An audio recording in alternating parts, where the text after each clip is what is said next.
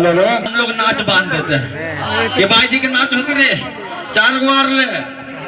पहले के क्या करते थे 4 गो लौंडा करते थे ना। और लौंडा जब स्टेज पर आता था तब कैसे करता था? अरे बहे पूरा बैया नाना दो,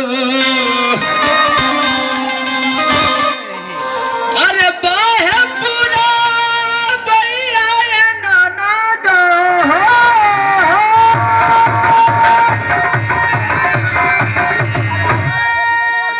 अरे बहे पूरा बैया नाना दो,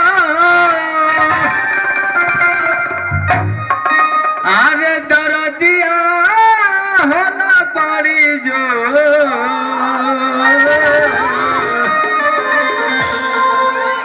सैया जी के तूरल देहिया। जानते हैं अब ये गलती बोल रहा है, बताइए। अरे बाहे पूरा बैया नाना दो,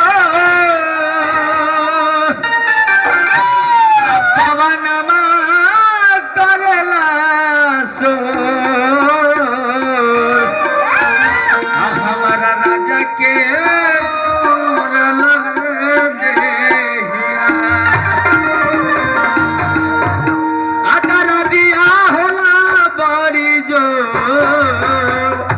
राजा जी के तूरल रे देहिया, दरदिया होला बड़ी जोर, राजा जी के तूरल रे देहिया।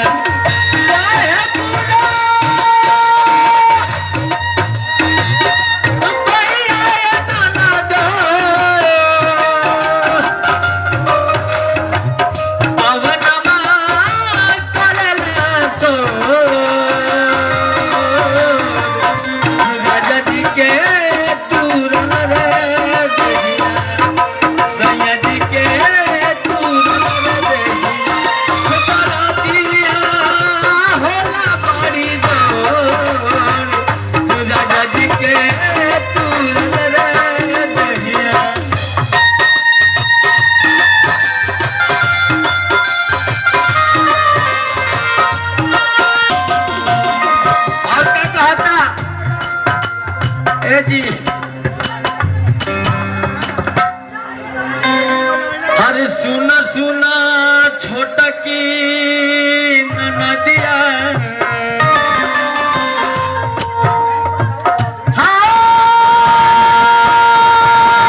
सुना सुना छोटा की नदिया,